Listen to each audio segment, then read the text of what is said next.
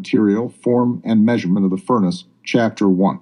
The materials of the furnace are bricklayer's bricks, that is, somewhat rounded at least on the inside part, the width of which is about 8 fingers. The length, however, is at the discretion of the potter, and the thickness in the same manner. Therefore, these, as the form of them and the architectural art demands, joined upwards, will contain a uniform and round capacity, at least on the inside. Of this capacity, the diameter, 7 oils and waters. In this matter, the diameter should not be less than 1 foot, however, the height should not exceed 3 feet. The entire interior height of the furnace is divided into 3 intervals. The first contains 1 foot, the second a little more than half a foot, and the third the remainder of the total quantity.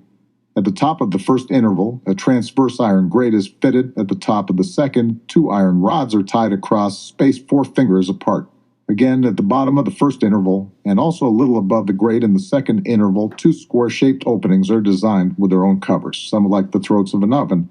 Indeed, at the bottom, when it is being cleaned, the ashes that have fallen from the grate above are removed as required. Above, however, coals are inserted, and the fire is stoked. Also, at the exit of the furnace, on the more convenient side, some other small holes are left for emitting soot, 10/12. Regarding the number, quality, and quantity of vessels required for the work, Chapter Roman 2, there are 4 vessels in number. The first is a pottery of a kind that lasts long and endures well in fire. Its shape resembles a basket or an inverted cone at the top in such a way that, as the letter indicates, it should swell moderately to half its width and appear to taper towards the shape and figure of an egg. It is as such. The entire quantity of it, especially in height, matches with the third and upper interval of the furnace. In the width of its opening, it agrees with the lips of the furnace's opening, and in the width of its base is slightly larger, 14, 18, 21, 26 oils and waters. The material, either emmer, wheat, or spelt, is prepared according to the art of pharmacists. Once the material is thus prepared, it is thrown into a copper vessel, gently along with several measures of spring water, so that for 2 pounds of material, 20 of the same are poured in. Once this is perfectly done, the earthenware pot is placed over 2 iron rods in the furnace, and its edge is joined to the edge of the furnace with compacted clay. Then the previously sealed copper vessel is pushed down into it so that its bottom is 2 or 3 fingers breadth from the bottom of the other. This intervening space is filled with purified sand, along with the entire resulting space between the hollow of the earthenware and the convexity of the vessel. Indeed, it is even heaped up over the neck of the vessel if it can be done. Finally, either on the right or left side of the furnace, the spout of the vessel's cap, while the vessel itself is sealed, is forced out. Then with a paste and cloth strips, its protruding rim with the fold of the neck is sealed. 28 on extraction. Cover it carefully with diligence. Afterward, raise the barrel, lacking the other bottom, on that side which the spout of the cap looks towards on its bottom, so that it is not closed. Then obliquely drill it inside out from the opposite side, namely, and according to the inclination of the spout of the cap. Moreover, a copper tube is also passed through those holes, joined and covered on the upper part with the end of the spout, and on the lower part with the glass receiver. Finally, fill the barrel with cold water, and the greater part of the whole operation will be expedited. Only it remains that the coals thrown into the space of the furnace grate are to be ignited until the copper vessel boils vehemently.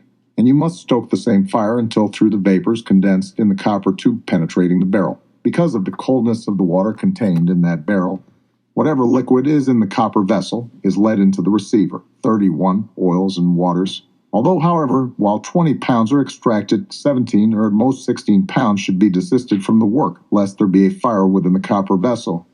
Finally, if you ask about the procedure of distillation, it should be similar to that of distilling wine water. There should be no temporal interval between drop and drop that is necessary. Therefore, the vessel will be almost entirely exhausted quickly, and the distillation rarely extends beyond the space of 5 or 6 hours if the material, as we have laid out, in weight coincides with the water in the vessel, like 2 out of 20.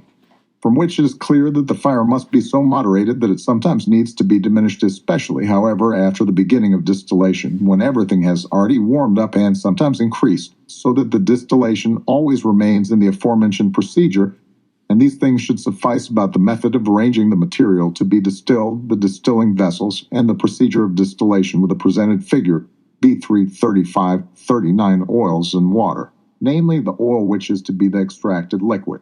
Therefore, because water boils easily, the material is drawn off, and when boiled down, is let into the receiver. Thus, the oil will be in the same water, but not always on the top layer, for sometimes it is at the bottom, sometimes it is mixed throughout almost the entire water. The place for it is there. If it is heavier than the water itself, it is mixed throughout if it happens to be congealed in coldness into clouds and very fine droplets. Again, oils which have a dense and very compact substance tend to move to one part of the water like cinnamon oil, clove oil, and many others. Those which mix while thickening in the coldness of the water, occupying the whole, are oils like anise and fennel due to some suitable quality, and there is no reason to argue subtly against this, for this is proven by daily experience. Therefore, having established this, if the oil is to be separated from its vehicle, B443 on extraction. First, make sure that the bottom of the receiver, as has been said, is somewhat inclined and provided with a small hole at the lowest point perforated with several small nails.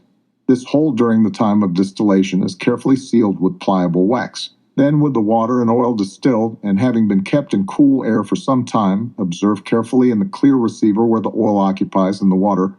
You will see this by the difference in color. If it occupies the bottom, having removed the wax from the hole of the receiver, the oil will immediately exit into the applied vial, and the water will remain if you wish to preserve it by closing the hole. But if it holds the top position, then again, opening the hole, all the water is gradually drawn off into the vessel below, and the oil will be reserved in the bottom of the receiver, unless perhaps through carelessness it is poured out more quickly into the vessel below than into the applied vial, and thus the oil with water vehemently turns into clouds.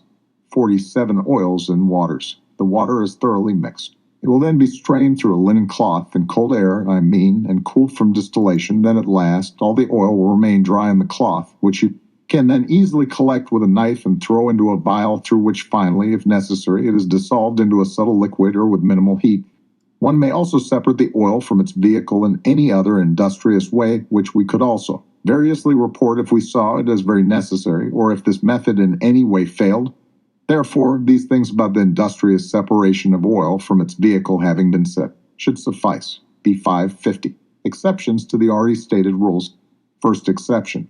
So far, what has been taught about the extraction of oils from simples, which can be said to have been generally stated as true. However, all the smaller distillations of oils that can occur are not included, except for a larger quantity or a smaller amount of material offered than what we established in the example.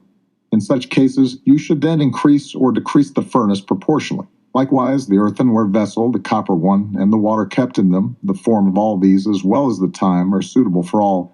But if less oil than expected is troublesome, for with a reduced quantity of material from certain simples, you will barely extract 10 drops. On the other hand, more material will tire you with the length of time. For this reason, I had chosen 53 oils and waters. I had chosen the aforementioned quantity of material and water with the required forms of vessels, in which I have exercised more, so that they might serve as a kind of standard by which the differences in other quantities could be examined according to the necessity of the matter. Second exception. Moreover, this exception is also noted when oil is extracted from herbs. Even according to the proposed method, a much larger copper vessel is needed and a greater amount of water is to be poured into it than when extracting from metals and aromatics. The vessel itself must be fitted in the furnace, whether with an earthenware vessel and sand, although surrounded by clay at the edge of the furnace. For earthenware and sand are required only for grains and aromatics, because they are of a finer substance, as is clearly evident from their greater fragility and dryness, which makes them more soluble and less tenacious, that is, would more easily, 56 on extraction, bring out more turbulent distillates. Therefore, the force off fire in some way disturbs the perfect distillation in them, unless we moderate the matter with those means as is usual.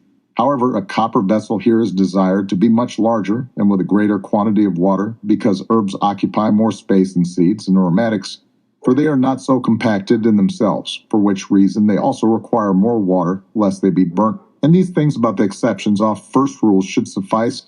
A dialogue on the resolution of several questions concerning previously mentioned matters. Chapter V upon these things which have been said in general, many questions can be raised, which here I have deemed to be resolved in order as best as I can, of which the first is colon.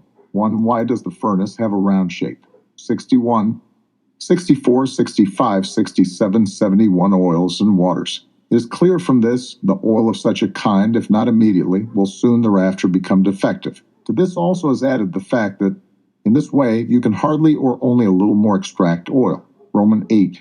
Therefore, why do you not operate without the aid of that liquid, namely by a water bath? Because it would require a longer and less commendable distillation process, for the water bath acts slowly and the oil end.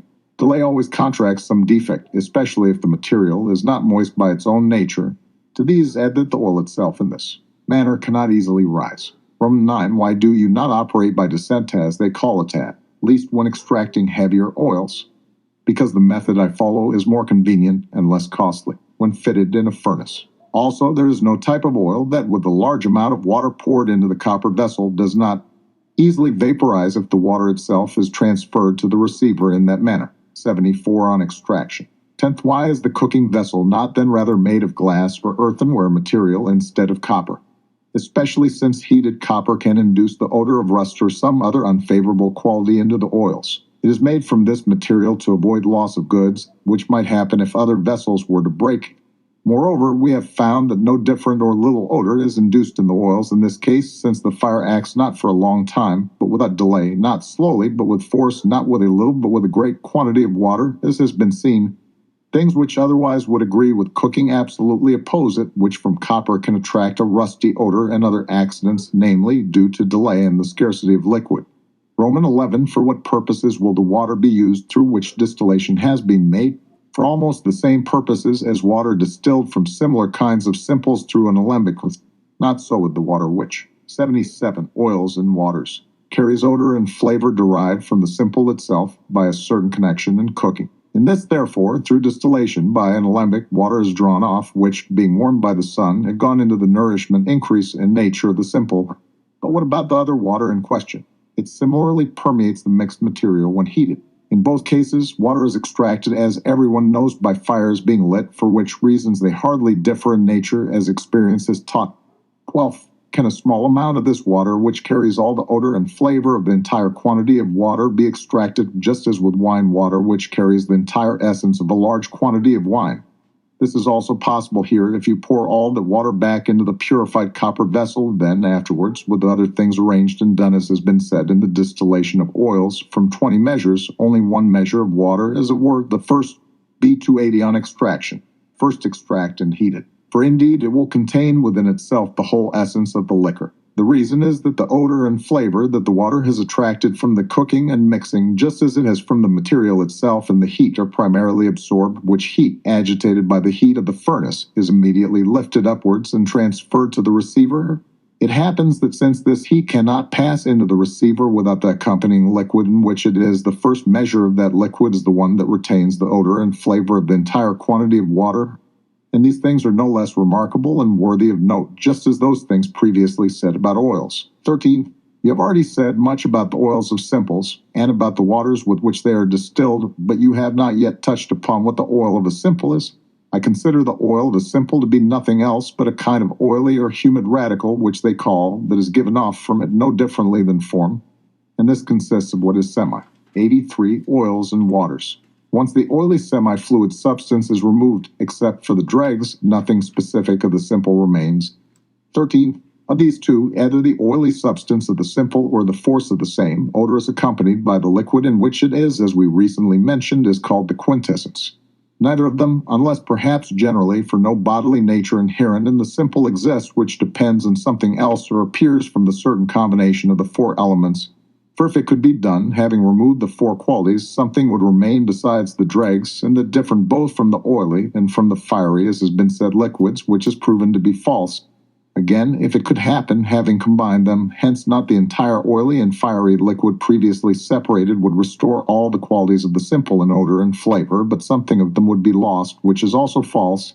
See 386, oils and waters. Roman 15, it is asked whether that oily substance is endowed with the 4 qualities of the elements. Is it endowed with the 4 qualities of the elements, or just from which it contracts its vapor and odor? That is, does it have only heat and dryness, as from the fiery element? It is endowed with 4 qualities, insofar as it subsists odor and flavor, which cannot be in one element, or in 2 or 3 unless in some compound of the 4, as experience can easily demonstrate. Although, in my opinion, the other qualities are not perceived by the senses, because they are completely overshadowed by the efficacy of its odor and flavor. Add to this, if there is no simple element, how can this oil be simple, which is more than an element? 14. Why is it extracted only from dry and hot simples? Because the other simples, even if they have something of this kind of oil, do not abound in it, but in them is more of watery, acidic, and nitrous or salty humor. And since they do not abound in oil, more would be extracted from them at greater expense of goods and time. 88 Oils and waters, as necessity would demand. And while this is true in most cases, is it not so in all? For perhaps from the seeds of poppy, henbane, and other such seeds and herbs imbued with a rich fatty juice, whether cold or hot, oils can be extracted by the art of distillation no less than from the hot ones. Romans 17. How does it happen that the oil and aqueous liquid distilled together carry the same odor and flavor of the simple? How, I ask, is not all retained by the oily substance itself, since it is like the soul or form that is given off from it? The reason is that with intense cooking there is a great dissolution, so much so that the oily substance, which is very tenacious, cannot retain all the odor and flavor without some of it being taken away by the water with which it is distilled, which is also most suitable for its preservation. 18th. At what time is it more convenient to collect and distill herbs, seeds, and aromatics? See 491. On extraction. Will be distilled more slowly, they will produce a superior oil, especially the aromatics. Herbs are suitable to be distilled after they have been collected and dried in the shade for 1 or 2 months, and they can even be distilled conveniently. They are collected while they are in their prime vigor, that is, when they are in bloom. But if this cooking is done later than prescribed here, a smoky and rancid oil will be extracted for the most part, and even in lesser quantity. However, if herbs are distilled freshly, more oil will be extracted than is appropriate, for phlegm will be abundant, and for that reason it will be less effective and odorous. Roman 9. Lastly, why did you omit the distillations of gums and certain minerals, and not add them to the previously mentioned ones, so that the art of distillation as outlined by you could be a bit more general? I did this because those like these seem not to be conducted in a similar and singular way, but in a much more complex and almost known to all who are 95 Oils and waters, are not so safely and frequently used by physicians to whom I hand over a more accurate knowledge of these things as the rest are.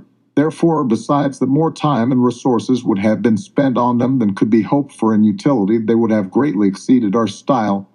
For this reason, as they have already been described by others, I have deliberately omitted them, and as I ought to, I have not approached them, nor will I approach them in the future, but I will contain myself within the boundaries of finding and handing down machinery, because in these I feel a greater benefit will be reaped for posterity, although I now regret nowhere, under the favor of the most noble Stedger and for the benefit of many, that I have made common those things which had been privately held in this genre up to now. Therefore, I am content with what we have proposed about solving questions before. See 598. Epilogue. So far, therefore, kind reader, under the favor of the most noble man Stedger, I have described the universal and complete art that is the simplest and most succinct way of distilling oils from herbs and seeds of dry and hot temperament, as well as from aromatics. If you have impressed these carefully on your mind, you will not lack praise in medicine, especially if you are skilled in the art of healing. If we have passed over anything less polished, I ask that you consider it fairly and kindly, and always favor our modesty. And indeed, for whatever has been perhaps a little more carefully worked out, always give thanks first to God and then to the patron of these labors. And 100.